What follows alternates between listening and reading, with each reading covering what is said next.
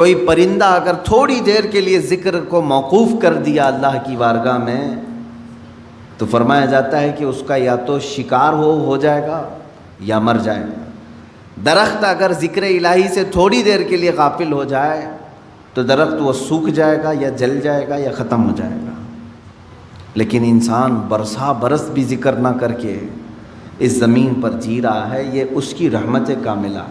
اللہ رب العزت نے اپنے اشرف المخلوقات مخلوق کو، اس انسانی مخلوق کو اللہ نے بہت ساری چیزوں میں درگزر کر کے رکھا ہے، معاف کر کے رکھا ہے۔ اس کا نام لو تو بھی کھلا رہا ہے، نہ لو تو بھی کھلا رہا ہے، حساب تو بعد میں ہونا ہے۔ عزیزان گرامی، بزرگان دین نے جو ذکر کے طریقے الگ الگ انداز سے بیان کیے ہیں، یہ مجلس تصوف ہے، یہ مجلس ذکر ہے، میں صرف اور صرف قلب کی بات کرنا چاہوں گا، دل کی بات۔ آج کے دور میں پوری کی پوری طاقت لگا دیتے ہیں اپنی صحت کو صحیح کرنے کے لیے۔ اگر آپ کا گھٹنا خراب ہوا تو مجھے یہاں تک خبر ملی کہ ایک گھٹنے کا آپریشن 1.5 لاکھ روپے سے، دل کا آپریشن، سر کا آپریشن، آنکھ کا آپریشن، ہاتھ کا آپریشن، جہاں کہیں تھوڑی خرابی آئی آپ مال خرچ کر کے اس کو صحیح کرانا چاہیں گے۔ جو لا علاج بیماری ہے کینسر، سب کو معلوم ہے، اس کے باوجود بھی کینسر ہونے کے بعد کوئی خاموش بیٹھتا ہے کہ چھوڑو اب تو مرنا ہی ہے، علاج میں وہ بھی 2-5 لاکھ روپے خرچ کر ہی دیتا ہے، اسے معلوم ہے کہ صحیح نہیں ہوتی، کوشش کرنے میں کیا کہیں۔ کتنی حیرت کی بات ہے کہ یہ بیماریاں جو جسم کو لگی ہیں، ان کو صحیح کرنے کے لیے مال بھی خرچ کرتے ہیں، وقت بھی خرچ کرتے ہیں، لیکن جو گناہوں کی بیماری دل میں لگی ہوتی ہے اس کے علاج کے لیے کوئی بندہ کوشش بھی نہیں کرتا۔ اس میں نہ پیسہ خرچ کرنے کی ضرورت ہے آپ کو، نہ ہی بہت زیادہ محنت کی ضرورت ہے۔ چند چیزیں ہیں کہ اگر قلب دھو دیا جائے تو پاک ہو جائے گا۔ دلوں کی سختی بندے کو انسان سے گرا کر جانور کے درجے پر لے آتی ہے، بلکہ جانور سے بھی بدتر۔ قرآن میں اللہ تعالیٰ نے فرمایا پہلے پارے میں، ثم قست قلوبہم من بعد ذلک فہی کالحجارۃ او اشد قسوا، لوگوں کے دل پتھر کی طرح سخت ہو گئے، نہیں بلکہ اس سے بھی زیادہ سخت ہو گئے، اللہ فرما رہا ہے۔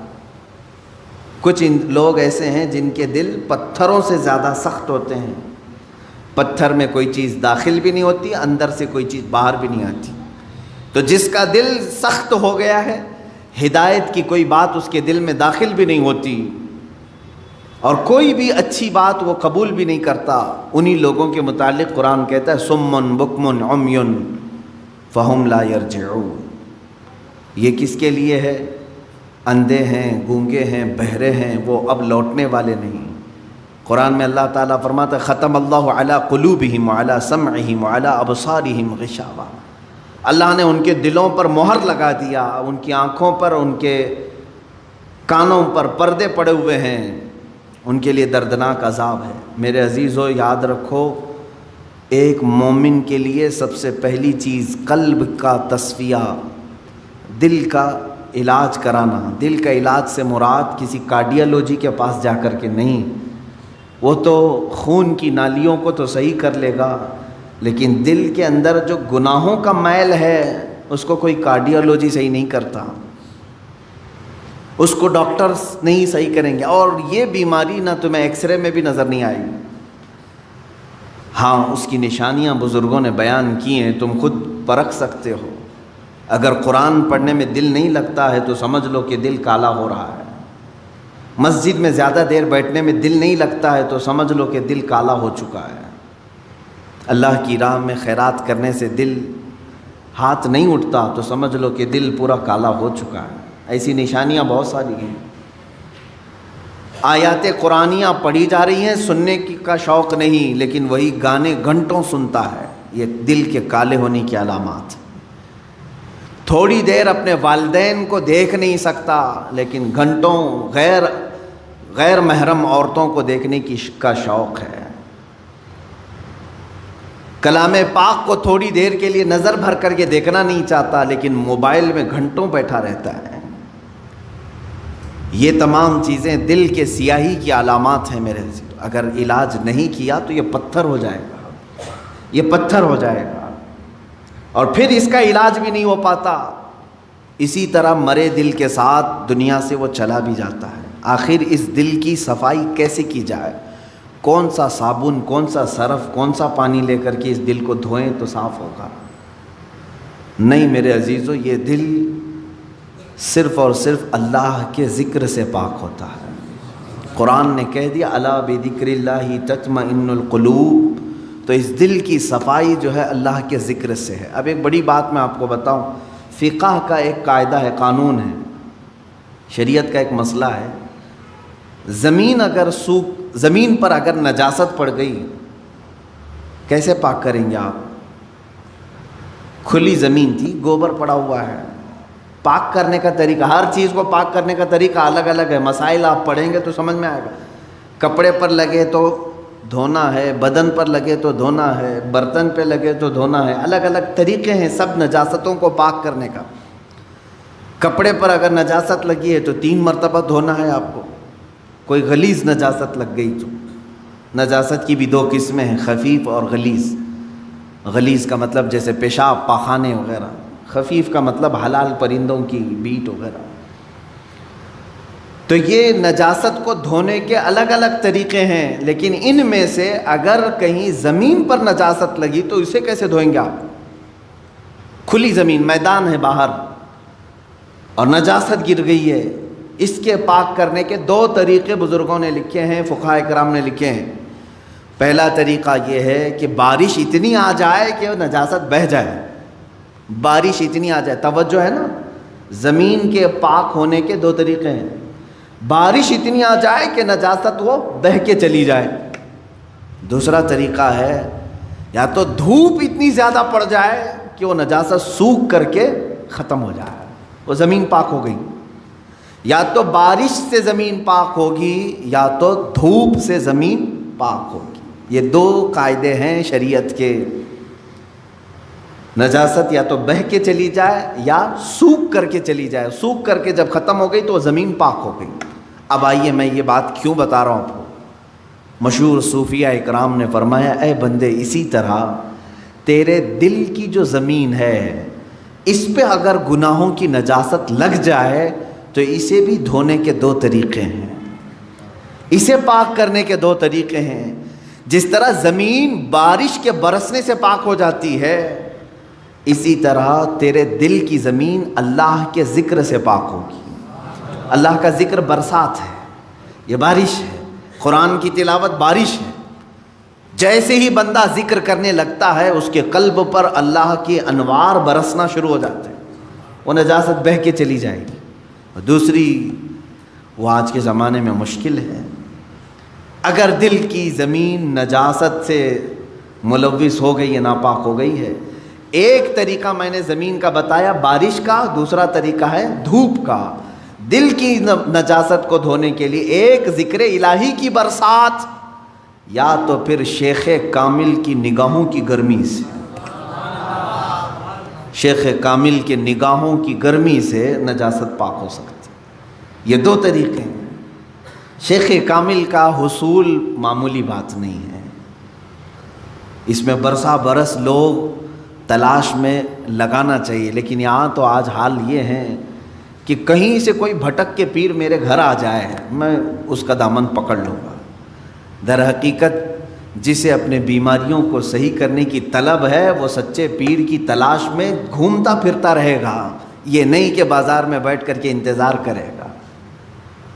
اسے تو ڈھونڈتے رہنا چاہیے کنٹینیو کہ کہیں مجھے شیخ کامل ملے جو میرے دل کے مرض کا علاج کرے، جس کے پاس بیٹھوں تو مجھے گناہوں سے نفرت پیدا ہو جائے اور میرے دل کے اندر گناہوں کی جو نجاست ہے اس کی نگاہوں کی گرمی سے دھل جائے۔ اور یہ 2 چیزیں ہوتی رہی ہیں۔ آپ کو میں یہ دونوں چیزیں اگر سناؤں، بابا فرید الدین گنج شکر رحمۃ اللہ تعالی علیہ، یہ خود جو ہے اپنے ظاہر سی بات ہے قلب میں ان کے نجاست کی بات تو میں نہیں کروں گا، لیکن انہوں نے 12 سال کنٹینیو ایک جنگل میں کھڑے ہو کر کے ذکر کیا، ان کے جسم پر بیلیں لپٹ گئی تھیں، وہ درختوں میں چھپ گئے تھے، لوگ پہچانتے بھی نہیں تھے، 12 سال تک وہاں رہ گئے اور ذکر الہی میں مشغول تھے۔ اور اس کے بعد ان کے مرید صادق محبوب الہی نظام الدین اولیاء رضی اللہ تعالیٰ، جو حضرت خواجہ فرید الدین گنج شکر کے مرید بھی ہیں، خلیفہ بھی محبوب الہی، ان کا حال یہ تھا کہ یہ اپنے شیخ کی نگاہوں سے، صرف بابا فرید نے صرف ان کے قلب پر نگاہ ڈالی اور ان کی دنیا بدل گئی تھی، اور پھر وہ اس راستے پر ایسے آئے کہ اپنے وقت کے قطب بن گئے۔ تو یہ ہوتا ہے شیخ کے نگاہ کی گرمی یا تو دلوں کو بہت پاک کر دے اور بہت اعلیٰ بنا دے، یا تو پھر ذکر الہی کی کثرت کہ بندے کے دل کو پاک و صاف کرے۔ یہ دو ہی چیزیں ہیں میرے عزیزو، یہ دو کو چھوڑو گے تو پھر یہ زمین اتنی نجس ہو جائے گی، اتنی نجس، یوں سمجھ لو کہ کوئی ایک زمین، جیسے ہمارے ہبلی کے باہر بھی کہیں ڈمپنگ گراؤنڈ تو ہوگا جہاں سارے لوگ کچرا پھینکتے ہیں، اس کے پاس سے گزرو گے تو ناک پکڑ کر کے جانا پڑے گا۔ ایک وقت ہمارے دلوں کا بھی ایسا آتا ہے کہ اتنی نجاست اس میں آ جاتی ہے کہ فرشتے قریب آنے سے کراہت محسوس کرتے ہیں، نہیں آتے فرشتے۔ دلوں کی گندگی اور غلاظت اتنی بھی بڑھ سکتی ہے، کیوں؟ ہم نے کبھی دھویا ہی نہیں اس کو، گناہ پر گناہ، گناہ پر گناہ، گناہ پر گناہ ہوتے رہے لیکن دھویا کبھی نہیں، کیا ہوگا اس کا حال؟ آپ ان لوگوں کو دیکھتے ہوں گے جو سادھو وغیرہ جن کے جٹ ہوتے ہیں بال، کبھی نہیں نہاتے بیچارے، نہیں نہانے کی وجہ سے بال پورے جمع ہو جاتے، ہوتا ہے، ایک دوسرے سے بال چپک کر کے مل جاتے ہیں، اور پھر اتنی غلاظت اس کے اندر ہوتی ہوئی، واللہ اعلم وہ کون سے طریقے پر چلتے ہیں، کون سا دین ہے مجھے نہیں معلوم، لیکن کنٹینیو اگر آدمی پانی بھی نہ لگائے بالوں کو تو یہ جم جاتے ہیں، ایک دوسرے سے مل جاتے ہیں اور پھر جٹ بن جاتے ہیں، کھول بھی نہیں سکو گے، زندگی بھر کاٹ کے ختم کرنا پڑے گا۔ سوچو اگر دل کو کبھی نہیں دھویا آپ نے تو اس دل کی بھی وہی کیفیت ہوتی ہے جیسے وہ بالوں کا جٹ ہے، اتنا غلیظ ہو جاتا ہے۔ اسی لیے قرآن پاک میں میرے آقا صلی اللہ علیہ وسلم کی صفت اللہ نے کیا بیان کی ہے جانتے؟ وہ رسول تمہارے درمیان آ رہا ہے، دیکھیں 3 جگہ پر آیت آئی ہے، یہ 3 جگہ پر، تینوں جگہ پر اللہ نے یہی بیان فرمایا، وہ رسول تمہارے درمیان آ رہا ہے، یعلمہم الکتاب والحکمت ویزکیہم، تمہیں کتاب اور حکمت کی تعلیم دے گا اور تمہارے دلوں کو خوب پاک کرے گا۔ حضور کی سب سے بڑی صفت اللہ نے 3 جگہ قرآن میں کیا بیان کی؟ تمہارے دلوں کو صاف کرے گا۔ دلوں کو صاف کرنا یہ میرے آقا صلی اللہ تعالیٰ علیہ وسلم کا طرہ امتیاز رہا ہے۔ وہ ایسے طبیب حاذق تھے کہ جس کے متعلق شاعر نے سچ کہا، ایک عرب نے آدمی کا بول بالا کر دیا، خاک کے ذروں کو ہمدوش ثریا کر دیا، خود نہ تھے جو راہ پر اوروں کے ہادی بن گئے، کیا نظر تھی جس نے مردوں کو مسیحا کر دیا۔